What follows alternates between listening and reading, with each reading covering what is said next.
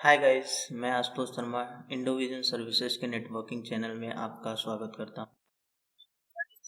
Today we will discuss on OSI and TCP/IP model. OSI stands for Open System Interconnection and TCP/IP stands for Transmission Control Protocol and Internet Protocol. OSI.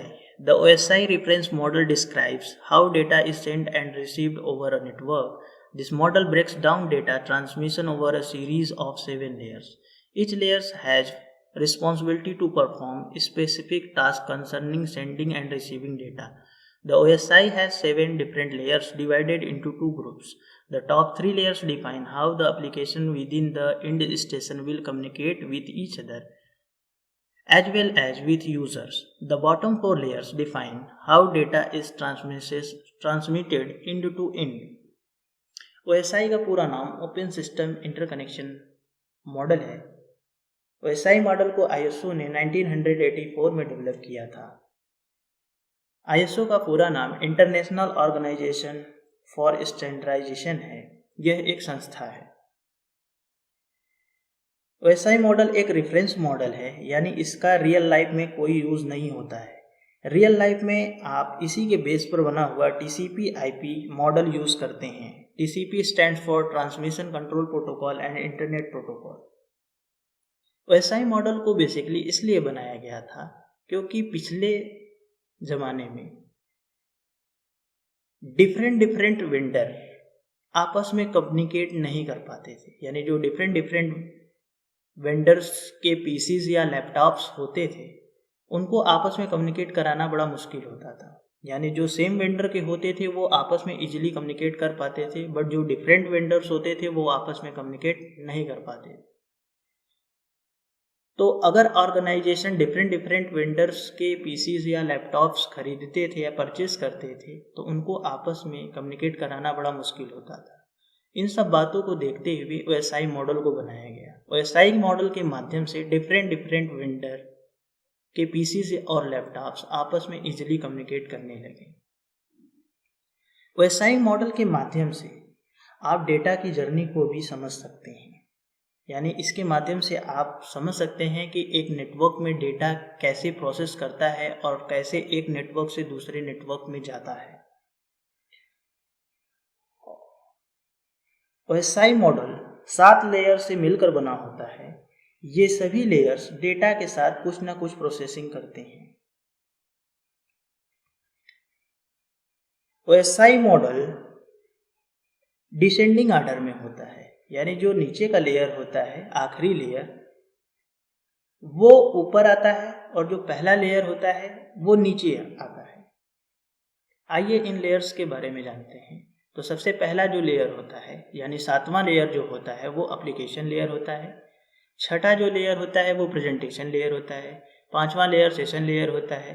चौथा layer transport layer होता है। तीसरा layer network layer होता है। दूसरा layer data link layer होता है और पहला लेयर फिजिकल लेयर होता है। आइए एप्लीकेशन लेयर के बारे में जानते हैं। एप्लीकेशन लेयर क्या होता है?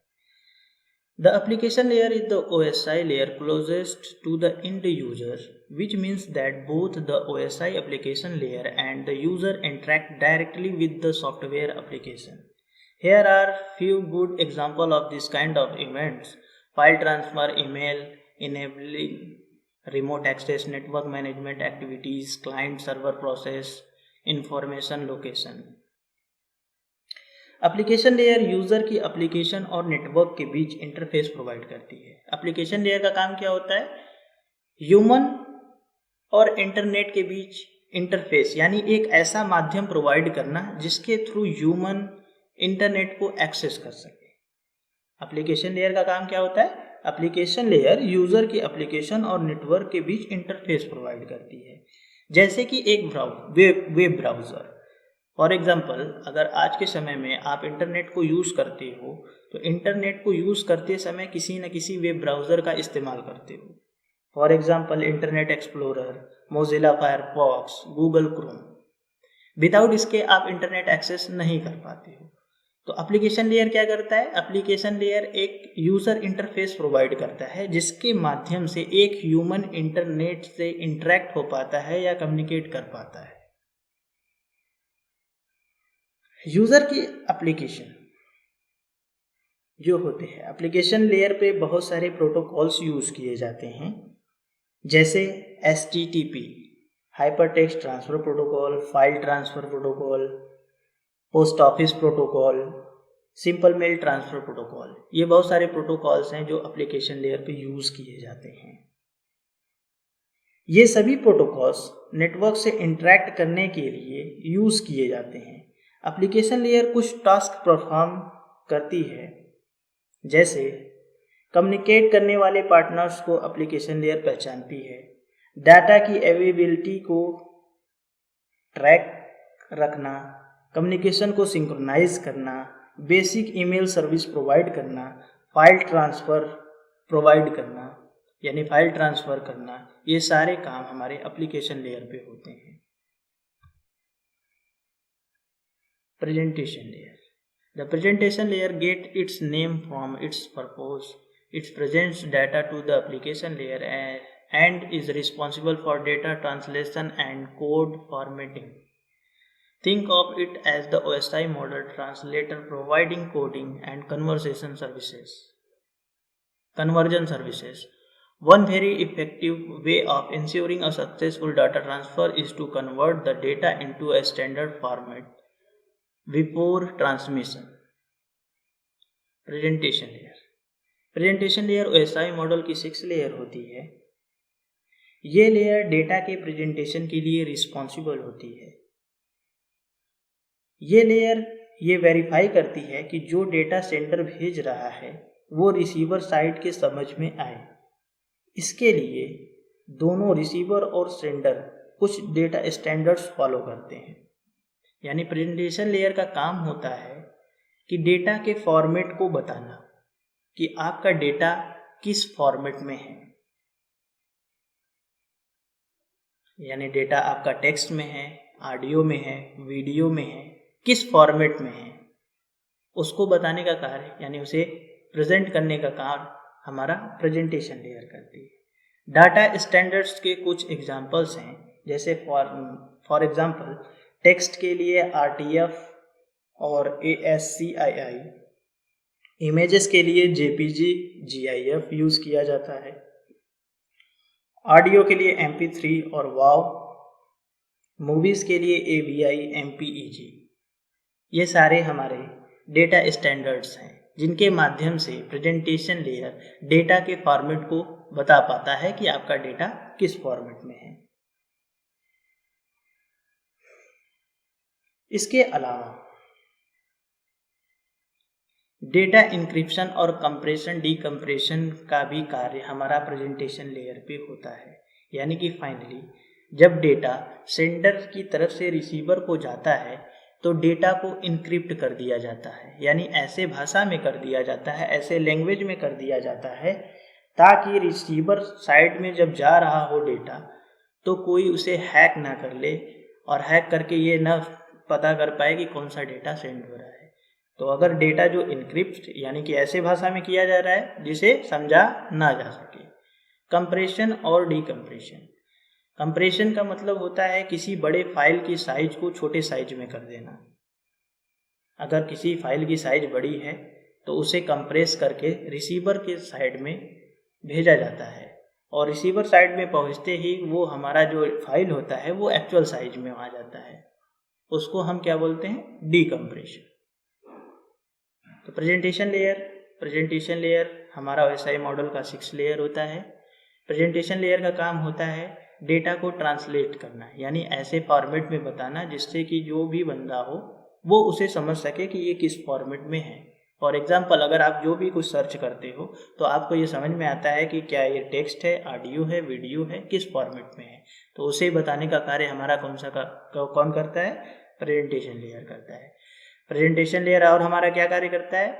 डेटा को इनक्रिप्ट करके भेजना ताकि जो है डेटा आपका हैक ना हो, या डेटा अगर किसी के हाथ लगता है तो वो समझ में ना आए कि वो किस फॉर्मेट में है। कंप्रेस और डिकम्प्रेस का भी कार्य करता है, यानी कि अगर किसी फाइल की साइज बड़ी है तो उसे छोटा करना और एक्चुअल जब वो रिसीवर साइड में पहुँचे तो वो अपने एक्चुअल साइज में आ जाना। तो ये भी कार्य हमारा कौन करता है? Presentation layer. यहाँ पे कुछ फॉर्मेट्स दिए गए हैं जो कि हमारा प्रेजेंटेशन लेयर के द्वारा यूज़ किया जाता है। देन आते हैं हम सेशन लेयर पे। सेशन लेयर OSI मॉडल का 5वां लेयर है।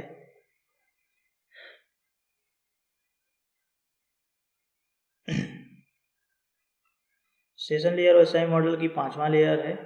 ये लेयर सेंडर और रिसीवर के बीच सेशन इस्टेब्लिश करती है। उस सेशन को तब तक मेंटेन करती है जब तक कि डेटा ट्रांसफ़र ना हो जाए। यानी कि सेशन लेयर का काम होता है सेशन इस्टेब्लिश करना और तब तक इस्टेब्लिश करना जब तक कि डेटा आपका सेंड ना हो जाए। डेटा ट्रांसफ़र होने के बाद उस सेशन को टर्मिनेट भी कर देती है। यदि कोई सेशन बीच में ब्रेक हो जाए तो इस लेयर में उसे रिकवर करने की भी एबिलिटी होती है। ये लेयर डेटा सिंक्रोनाइजेशन के लिए भी रिस्पॉन्सिबल होती है।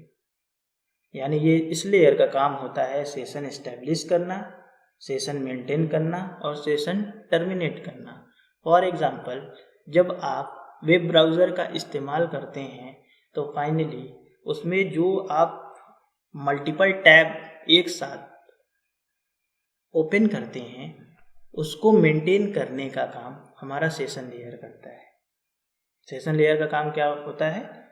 मल्टीपल सेशंस को मेंटेन करना, और ये हमारा लॉजिकल पोर्ट के थ्रू कार्य करता है। यानी लॉजिकल पोर्ट के माध्यम से ही जो है हम सेशन को मेंटेन और इस्टेब्लिश कर पाता है।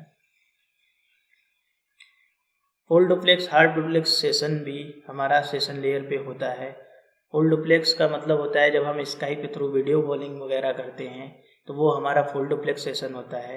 हाफ डुप्लेक्स में क्या होता है कि हाफ डुप्लेक्स में जब आप कोई चीज़ सर्च कर रहे हो तो पहला रिक्वेस्ट हमारा सर्वर के पास जाता है, सर्वर उसको रिस्पॉन्स करता है, उसके बाद वो हमारा सेशन हाफ डुप्लेक्स सेशन होता है। Then transport layer. The transport layer provides transparent transfer of data between end users, providing reliable data transfer services to upper layers. The transport layer controls the reliability of a given link through flow control, segmentation, desegmentation, and error control. Some protocols are state and connection oriented.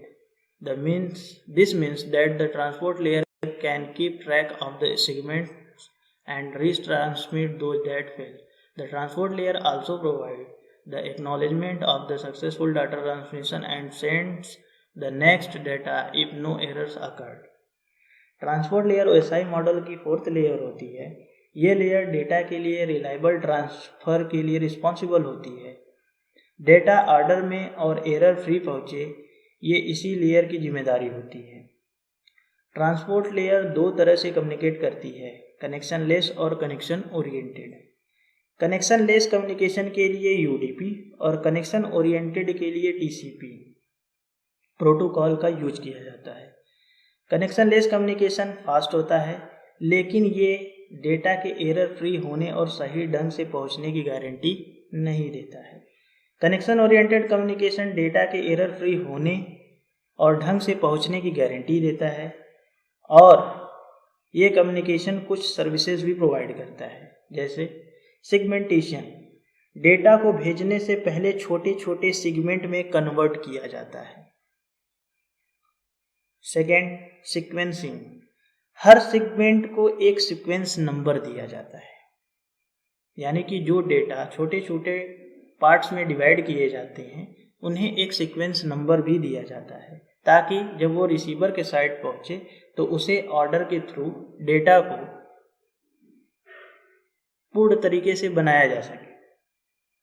Connection establishment. Data को भेजने से पहले sender और receiver के बीच connection establish किया जाता है, यानी कि जब भी कोई डेटा भेजा जाता है उसके पहले सेंडर और रिसीवर के बीच एक कनेक्शन इस्टेब्लिश किया जाता है। एक्नॉलेजमेंट। जब सेगमेंट पहुंचता है तो उसका एक्नॉलेजमेंट आता है कि इतने नंबर का सेगमेंट आ चुका है, उसे दोबारा भेजने की ज़रूरत नहीं है।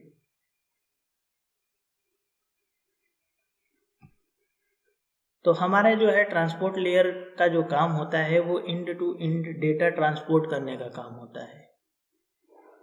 डेटा ट्रांसपोर्ट करने के लिए OSI ट्रांसपोर्ट लेयर में हमारे दो प्रोटोकॉल्स काम करते हैं, TCP और UDP। TCP stand for transmission control protocol and UDP stand for user datagram protocol. TCP का पूरा नाम ट्रांसमिशन कंट्रोल प्रोटोकॉल है और UDP का पूरा नाम यूजर डेटाग्राम प्रोटोकॉल है। TCP हमारा कनेक्शन ओरिएंटेड होता है, UDP हमारा कनेक्शन लेस होता है। TCP को कनेक्शन ओरिएंटेड इसलिए बोलते हैं क्योंकि TCP 100% डेटा डिलीवरी का गारंटी लेता है और UDP को कनेक्शन लेस इसलिए बोलते हैं क्योंकि ये डेटा डिलीवरी की कोई गारंटी नहीं लेता है। TCP में अगर हम कोई डेटा सेंडर से रिसीवर की तरफ भेजते हैं तो उसके एरर को चेक करने का काम भी हमारा TCP करता है, बट UDP में ऐसा कुछ भी एरर चेकिंग का काम नहीं होता है।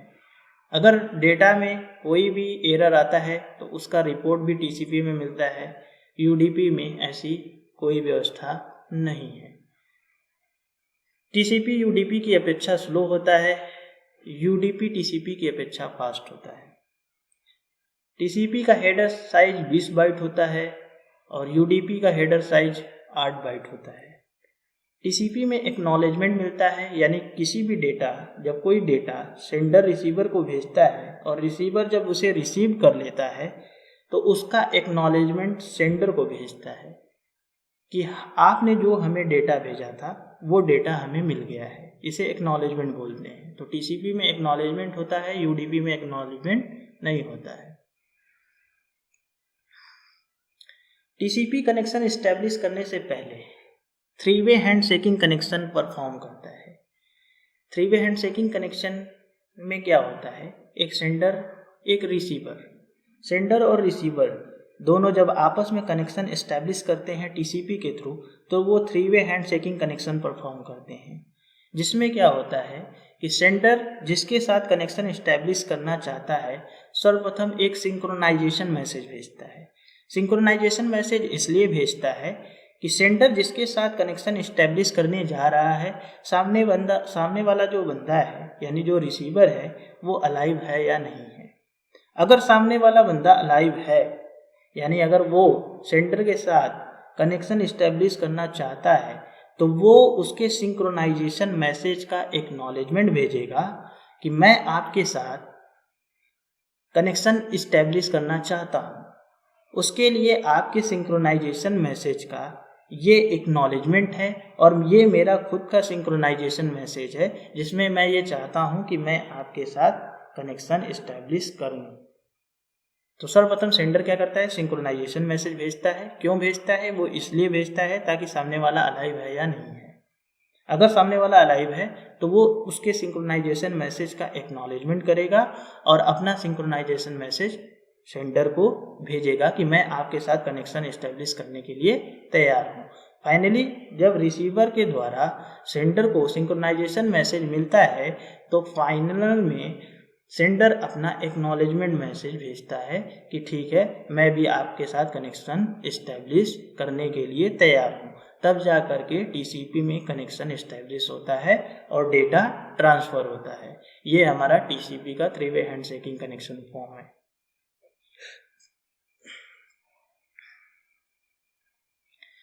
नेटवर्क लेयर OSI मॉडल की थर्ड लेयर होती है। The network layer provide the functional and procedural means of transferring variable length data sequences from a source host on one network to a destination host on a different network while maintaining the quality of service requested by the transport layer. In contrast to the data link layer which connects hosts within the same network, the network layer performs network routing functions and might also perform fragmentation and reassembly and report delivery errors. Network layer OSI model की third layer होती है। ये layer network communication के लिए responsible होती है। Network layer में data packets में कन्वर्ट हो जाते हैं। नेटवर्क लेयर्स के दो प्रमुख काम होते हैं, logical addressing and routing. Network layer data network में ट्रेवल करने के लिए आईपी एड्रेस प्रोवाइड करती है। ये आईपी एड्रेस डेटा को डेस्टिनेशन तक पहुंचने के लिए रिस्पॉन्सिबल होती है। राउटिंग, डेटा को एक नेटवर्क से दूसरे नेटवर्क में भेजना भी नेटवर्क लेयर की जिम्मेदारी होती है। जैसा कि लॉजिकल एड्रेसिंग यानी IP address. IP stand for internet protocol. IP address एक नंबर होता है जिसकी सहायता से हम किसी भी नेटवर्किंग डिवाइस को वाइड एरिया नेटवर्क के अंदर यूनिकली आइडेंटिफाई करते हैं। यानी ट्रांसपोर्ट लेयर के बाद जब नेटवर्क लेयर पे डेटा पहुंचता है तो वो पैकेट्स में कन्वर्ट हो जाता है। पैकेट्स में कन्वर्ट इसलिए हो जाता है ताकि उस डेटा पर सोर्स आईपी और डेस्टिनेशन आईपी टैग किया जा सके। सोर्स आईपी मतलब जहां से पैकेट जा रहा है और डेस्टिनेशन आईपी मतलब जहां को पैकेट जाना है। सोर्स आईपी और डेस्टिनेशन आईपी दोनों की इंफॉर्मेशन हमारा नेटवर्क लेयर पे होता है। और routing is a process by which an information packet is sent from one location to another location. Routing एक प्रोसेस है जिसकी सहायता से हम किसी भी डेटा को एक नेटवर्क से दूसरे नेटवर्क में भेजते हैं। राउटिंग हमारा दो प्रकार का होता है, एक हमारा स्टैटिक राउटिंग होता है, एक हमारा डायनेमिक राउटिंग होता है। स्टैटिक राउटिंग हमारा वो राउटिंग होता है जिसमें हम नेटवर्क की इंफॉर्मेशन मैनुअली कॉन्फ़िगर करते हैं। डायनेमिक राउटिंग वो हमारा राउटिंग होता है जिसमें हमारे प्रोटोकॉल्स यूज किए जाते हैं, like RIP, EIGRP, OSPF। RIP stand for Routing Information Protocol, EIGRP stand for Enhanced Interior Gateway Routing Protocol and OSPF stand for Open Shortest Path First। यानी कि राउटिंग एक प्रोसेस है जिसकी सहायता से हम एक नेटवर्क से दूसरे नेटवर्क में डेटा को सेंड कर पाते हैं। यानी कि राउटिंग की सहायता से हम बेस्ट पाथ चुन पाते हैं नेटवर्क में, जिसके थ्रू डेटा इजीली जो है रिसीवर तक पहुंच पाए। तो ये हमारा नेटवर्क लेयर का काम होता है। नेटवर्क लेयर OSI मॉडल की थर्ड लेयर होती है। ये लेयर नेटवर्क कम्युनिकेशन के लिए रिस्पॉन्सिबल होती है। नेटवर्क लेयर में डेटा पैकेट्स में कन्वर्ट हो जाता है। पैकेट्स में इसलिए कन्वर्ट हो जाता है ताकि उस पर सोर्स आईपी और डेस्टिनेशन आईपी टैग हो सके। यानी कि जहाँ से पैकेट जा रहा है वहाँ का पता और जहाँ को जाना है वहाँ का पता, यानी दोनों एड्रेस हमारे पास होने चाहिए, तभी हम किसी डेटा को एक स्थान से दूसरे स्थान तक भेज पाएंगे।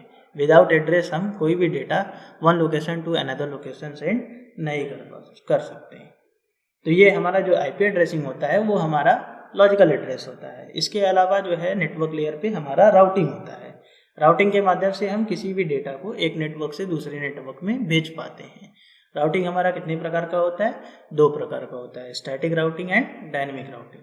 स्टैटिक राउटिंग हमारा वो राउटिंग होता है जिसमें हम जो है मैनुअली कॉन्फ़िगर करते हैं, यानी जितने भी नेटवर्क्स होते हैं उनको हम मैनुअली कॉन्फ़िगर करते हैं।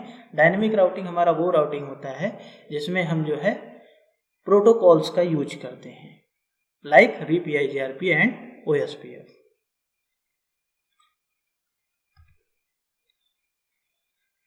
Then data link layer. Data link layer OSI model की सेकेंड लेयर होती है। ये लेयर नेटवर्क के अंदर डेटा को ट्रांसपोर्ट करने के लिए रिस्पॉन्सिबल होती है। डेटा लिंक लेयर के दो सब लेयर्स होते हैं, first media access control and second logical link control. MAC sub layer physical medium के एक्सेस को कंट्रोल करती है, यानी कि मैक जो होता है media access control. Media access control is a physical address, यानी कि जो मैक होता है वो एक फिजिकल एड्रेस होता है। मैक की सहायता से हम किसी भी डिवाइस को लोकल एरिया नेटवर्क के अंदर यूनिकली आइडेंटिफाई करते हैं। एंड LLC सब लेयर फिजिकल लेयर और बाकी ऊपर के लेयर्स के बीच में एक लिंक इस्टेब्लिश करता है। LLC का काम क्या होता है? LLC सब लेयर फिजिकल लेयर और बाकी ऊपर के लेयर्स के बीच में एक लिंक इस्टेब्लिश करता है, और LLC में CRC भी रन करता है। CRC stands for cycling redundancy check. CRC का काम क्या होता है? पैकेट को एरर फ्री करना, यानी पैकेट्स में अगर कोई एरर है तो उसे चेक करना और एरर फ्री करके आगे फॉरवर्ड करना। डेटा लिंक लेयर पे आने के बाद जो हमारा यानी कि नेटवर्क लेयर पे हमारा जो डेटा था वो पैकेट्स में कन्वर्ट हो जाता है, और डेटा लिंक लेयर पे आने के बाद जो हमारा डेटा होता है वो हमारा फ्रेम में कन्वर्ट हो जाता है। फ्रेम में कन्वर्ट इसलिए हो जाता है जैसा कि नेटवर्क लेयर पे हमारा सोर्स आईपी और डेस्टिनेशन आईपी टैग होता है, वैसे ही डेटा लिंक लेयर पे आने पर हमारा सोर्स मैक और डेस्टिनेशन मैक भी टैग होता है। यानी किसी भी डेटा को एक नेटवर्क से दूसरे नेटवर्क में भेजने के लिए हमारे पास सोर्स आईपी डेस्टिनेशन आईपी के साथ साथ सोर्स मैक और डेस्टिनेशन मैक का भी होना जरूरी है। तो फाइनली हमारे पास सोर्स आईपी डेस्टिनेशन आईपी के साथ सोर्स मैक तो होता है बट डेस्टिनेशन मैक नहीं होता है। तो सोर्स आईपी डेस्टिनेशन मैक को प्राप्त करने के लिए हम एक प्रोटोकॉल का यूज करते हैं जिसे बोलते हैं address resolution protocol, ARP। ARP की सहायता से हम IP टू मैक रिजॉल्व करते हैं।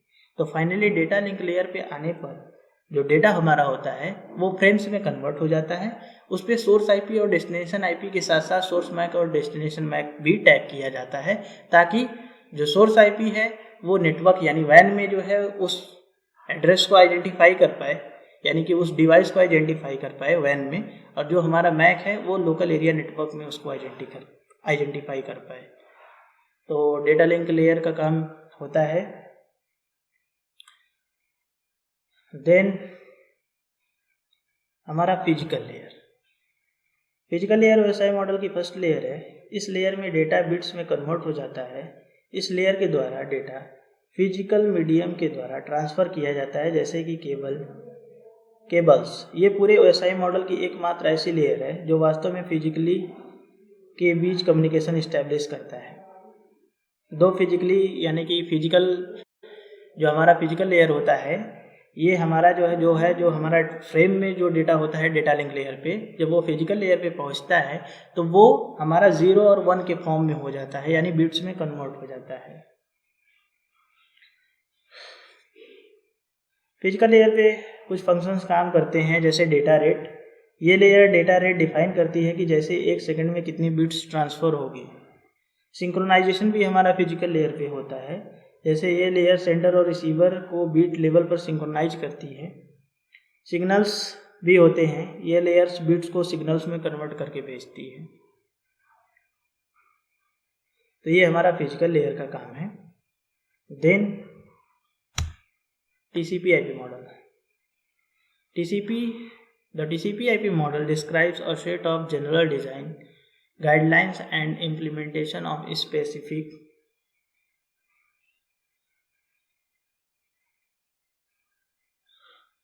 networking protocols to enable computers to communicate over a network. TCP/IP provides an end-to-end connectivity specifying how data should be formatted, addressed, transmitted, routed, and received the destination. The protocols exist for a variety of different types of communication services between computers. TCP/IP has 4 abstraction layers. TCP/IP का पूरा नाम transmission control protocol है। TCP/IP का प्रयोग हम real environment में use करते हैं। TCP/IP वर्ल्ड वाइड वेब का एक प्रोटोकॉल है जिसे हम इंटरनेट कहते हैं। यह model end to end communication की उपलब्ध कराता है। TCP/IP को 1970 तथा 1980 के दशक के मध्य DoD के द्वारा विकसित किया गया था, यानी कि जो OSI था इसे ISO के द्वारा विकसित किया गया था। जो हमारा TCP/IP है इसे DoD के द्वारा विकसित किया गया था। DoD का फुल फॉर्म होता है डिपार्टमेंट ऑफ डिफेंस। जैसा कि OSI में 7 लेयर्स होते हैं, TCP/IP मॉडल में 4 लेयर्स होते हैं। यानी कि जैसा कि OSI मॉडल में 7 layer, application presentation session layer. यहाँ पे मैं एक चीज़ आपको कंफर्म करना चाहूँगा कि OSI मॉडल में एक PDU फॉर्मेट होता है।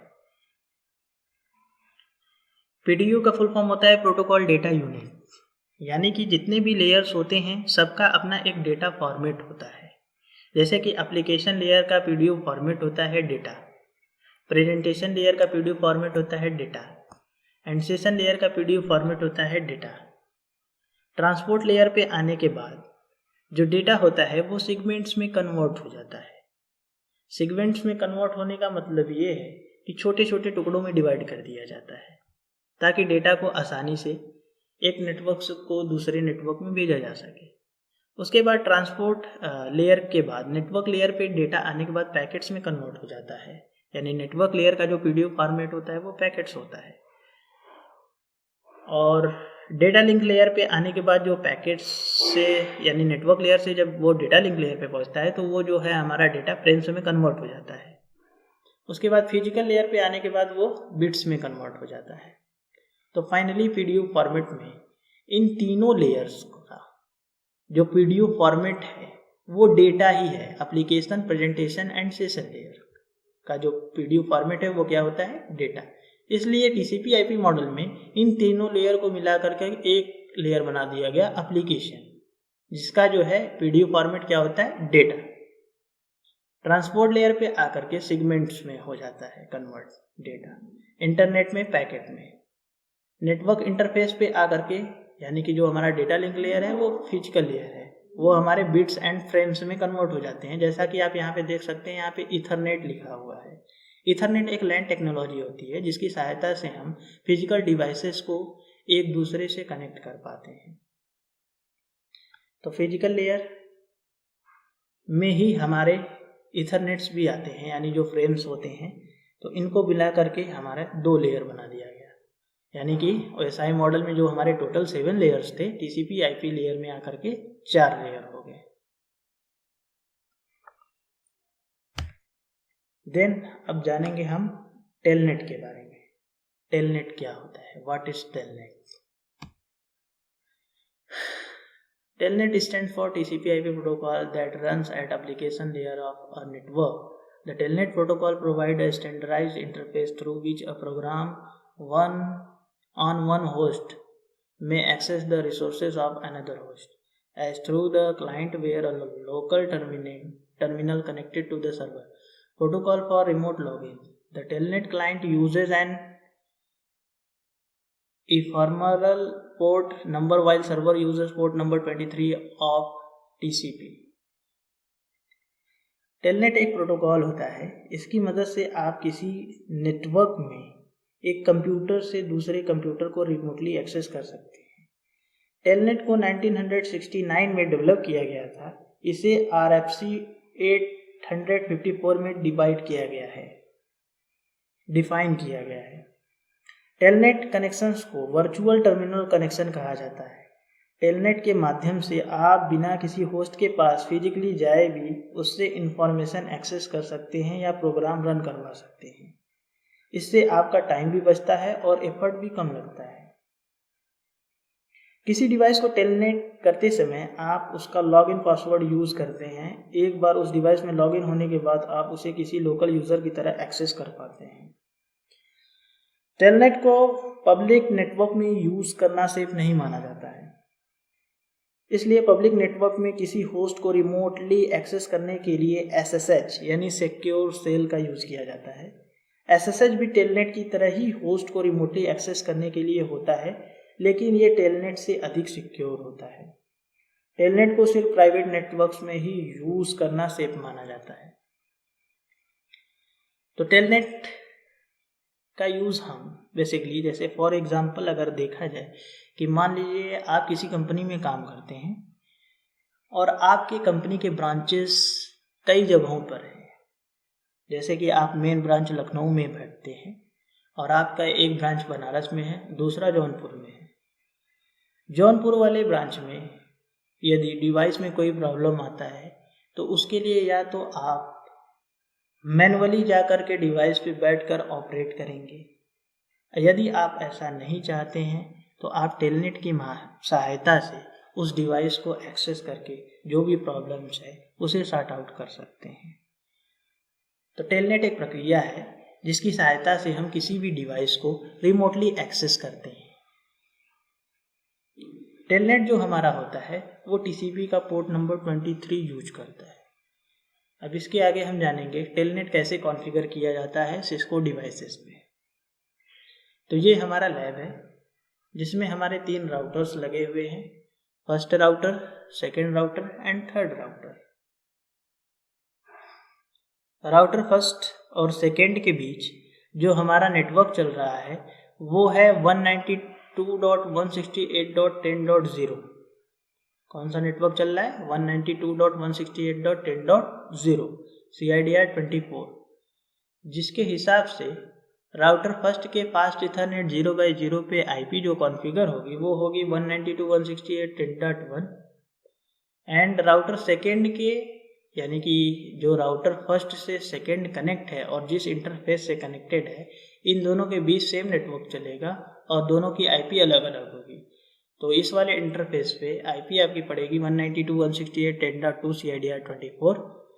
देन जो हमारा सेकेंड और थर्ड से कनेक्टेड है उसका एक इंटरफेस फास्ट इथरनेट 0x1 है और राउटर सेकेंड और थर्ड के बीच जो हमारा नेटवर्क चल रहा है वो है 192.168.20.0 CIDR 24। 192.168.20.1 की IP है राउटर सेकेंड और थर्ड के बीच के 0x1 इंटरफेस पे और राउटर थर्ड पे एक इंटरफेस यूज हो रहा है जिसकी IP है 192.168.20.2 CIDR 24। सो गाइस इसको कॉन्फ़िगर करके देखते हैं कि टेलनेट कैसे कॉन्फ़िगर किया जाता है। ये हमारा कॉन्फ़िगरेशन है टेलनेट ऑन सिस्को राउटर, जिसके थ्रू हम समझ सकते हैं कि कैसे जो है राउटर को कॉन्फ़िगर। तो आइए देखते हैं कैसे कॉन्फ़िगर करते हैं। ये हमारा जो है सॉफ्टवेयर है सिस्को पैकेट ट्रेसर स्टूडेंट। ये सॉफ्टवेयर है जिसके थ्रू हम जो है सिस्को राउटर पे कैसे टेलनेट कॉन्फ़िगर किया जाता है उसको सीख पाएंगे। तो सर्वप्रथम मैंने 3 राउटर लिया है 1841 सीरीज़ का, सिस्को का 1841 सीरीज़ का ये राउटर है। इसको कनेक्ट करेंगे।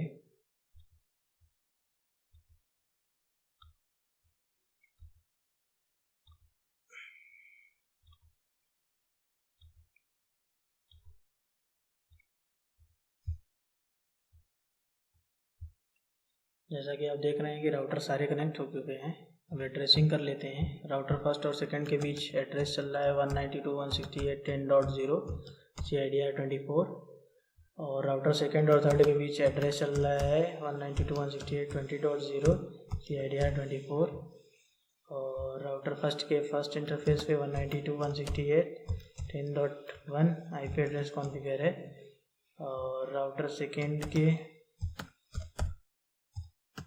10.2 CIDR 24 and router third 192.168.20.1 192.168.20.2 CIDR 24। जैसा कि आप देख सकते हैं एड्रेसेस कॉन्फ़िगर हो गए हैं। राउटर फर्स्ट और सेकंड के बीच कौन सा नेटवर्क चल रहा है? 192.168.10.0। राउटर सेकंड और थर्ड के बीच में कौन सा एड्रेस चल रहा है नेटवर्क? 192.168.20.0।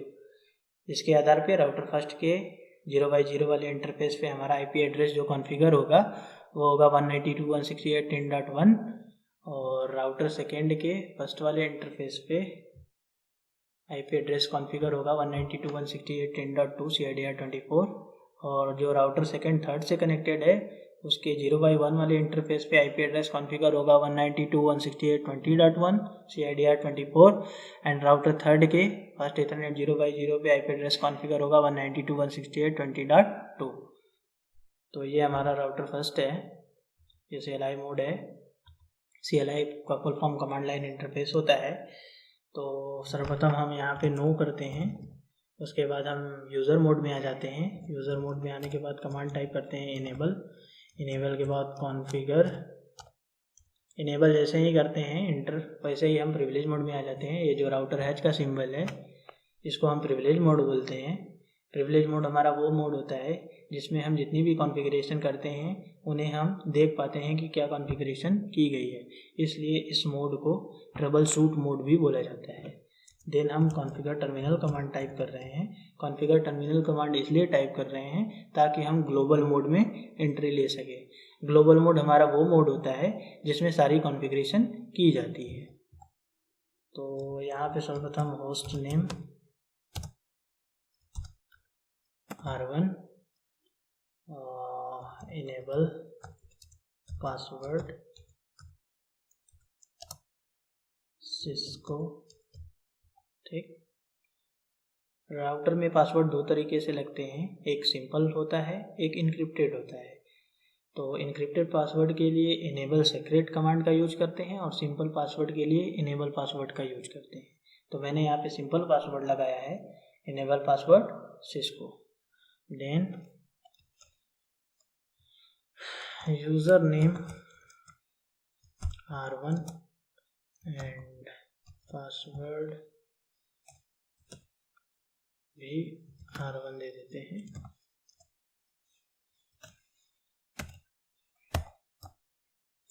इंटरफेस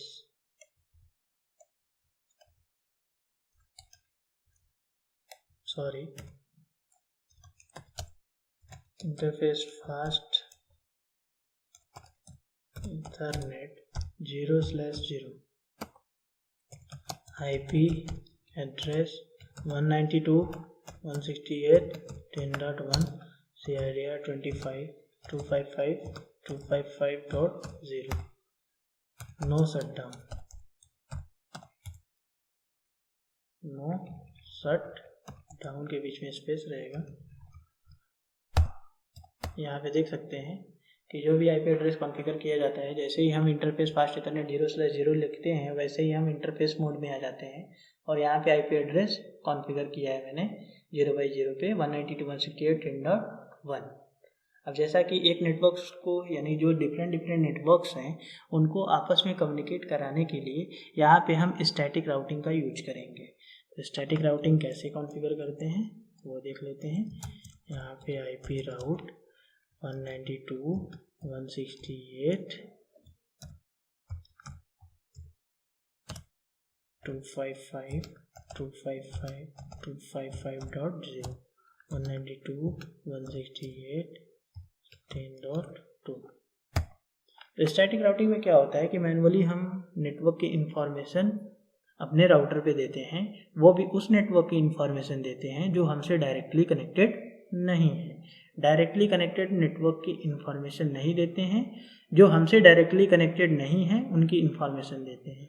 तो जैसा कि आप देख सकते हैं राउटर और फर्स्ट और सेकंड के बीच 10.0 का नेटवर्क चल रहा है। तो राउटर फर्स्ट सेकंड को जानता है क्योंकि वो 10.0 के नेटवर्क पे काम कर रहे हैं, बट राउटर फर्स्ट थर्ड को नहीं जानता है। तो इसके लिए स्टैटिक राउटिंग मैंने किया है, जिसमें बताया है कि राउटर सेकंड के उस पार भी 20.0 का नेटवर्क चल रहा है, जिसका सबनेट मार्क्स ये है और डिफ़ॉल्ट गेटवे ये है, जिसके थ्रू हम उस नेटवर्क में प्रवेश कर पाएंगे। तो फाइनली आईपी राउट कॉन्फ़िगर करने के बाद अब टेलनेट कॉन्फ़िगर करते हैं। Line VT/010 password 12345 login local. ये राउटर फर्स्ट की पूरी कॉन्फ़िगरेशन हो गई है। अब हम राउटर सेकंड पे चलेंगे।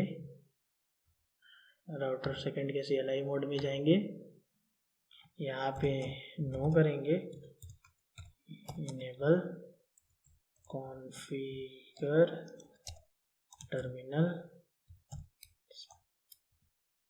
Host name R2, enable password Cisco, user name R2,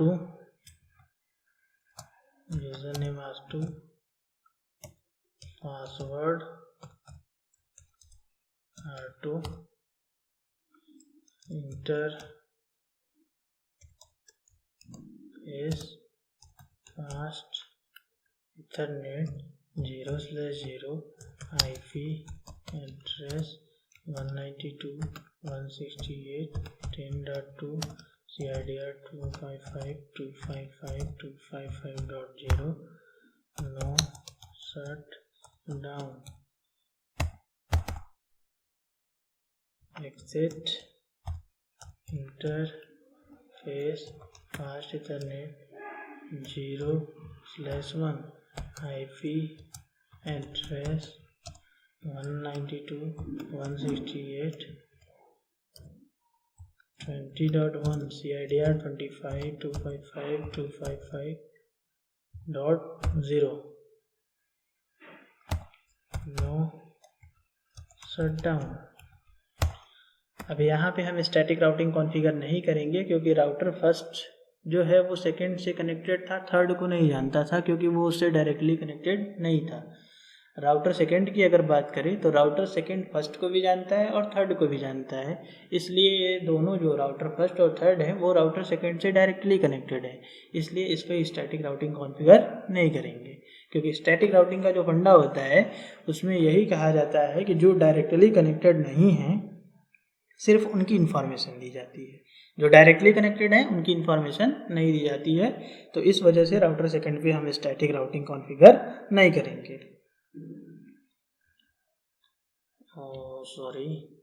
router second पे इतनी प्रक्रिया करने के बाद एग्जिट करेंगे और वापस से टेलनेट कॉन्फ़िगर कर देंगे। Line VTY 010 password 12345 login local. ये हमारा राउटर सेकंड का कॉन्फ़िगरेशन हो गया। अब राउटर थर्ड पे चलेंगे।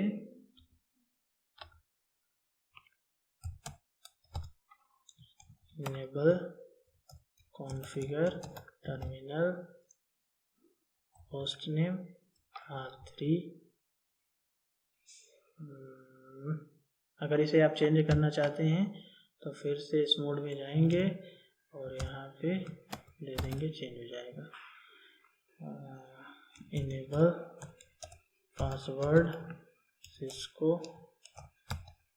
User name R3 password R3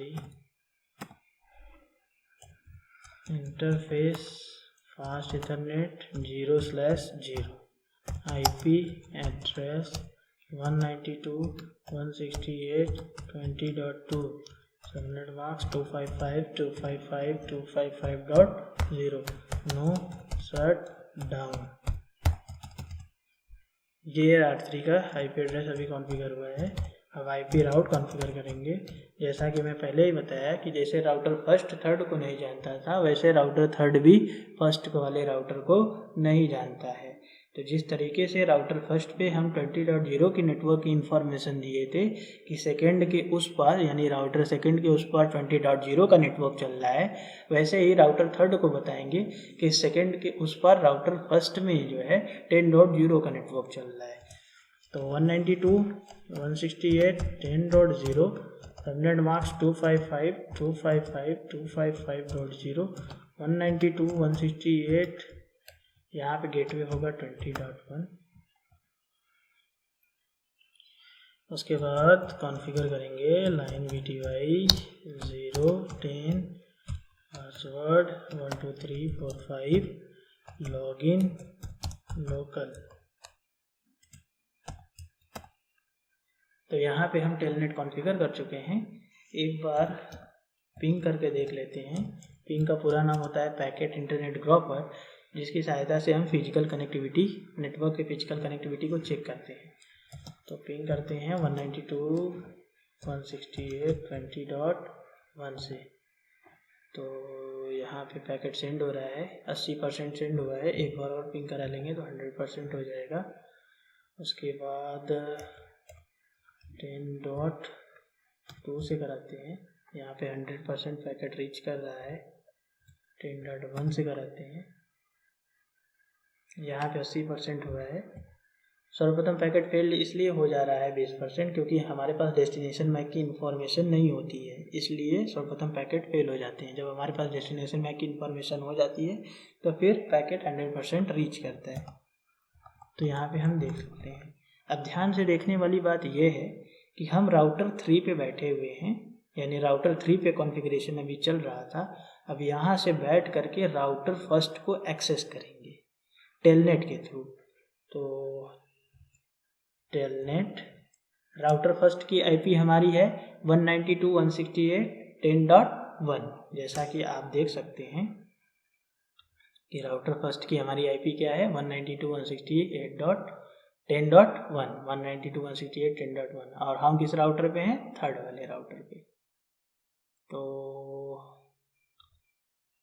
यहाँ पे हम देंगे 192.168.10.1।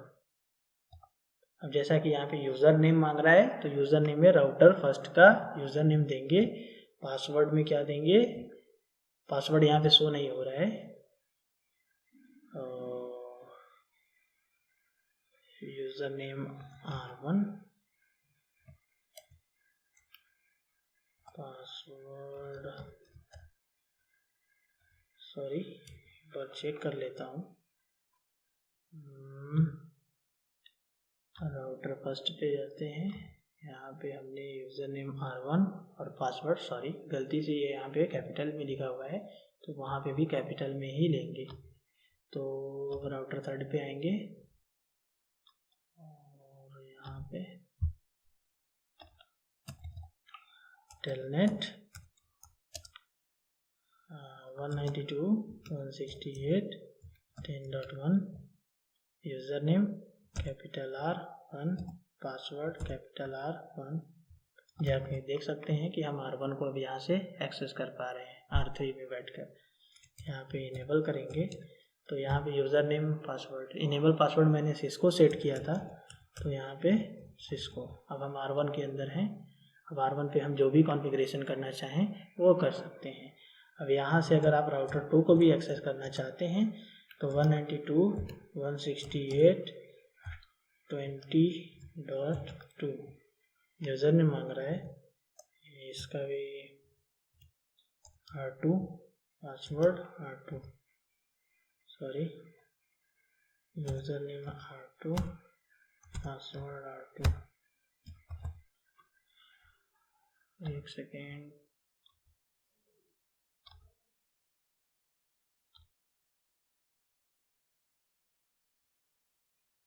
R2 user name R2 okay.